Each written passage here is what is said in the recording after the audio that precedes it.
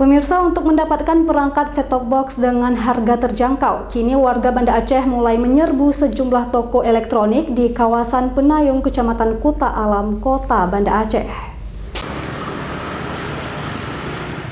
Meski pemerintah melalui Dinas Komunikasi dan Informasi belum menghentikan siaran televisi analog, namun perangkat set-top box untuk pendukung siaran TV digital mulai diburu warga. Hal ini dilakukan untuk antisipasi migrasi siaran dari analog ke digital. Untuk mendapatkan berbagai merek STB dengan harga terjangkau, kini warga bisa membeli di sejumlah toko elektronik di Banda Aceh, mulai dari harga Rp200.000 hingga Rp350.000 tergantung merek yang dipesan. Adapun kemudahan menggunakan set-top box, warga tidak perlu mengganti televisi yang ada, namun warga cukup menambah perangkat STB untuk mendapatkan siaran yang berkualitas. Fungsinya dia buat menyedihkan gambar, menangkan bintik-bintik.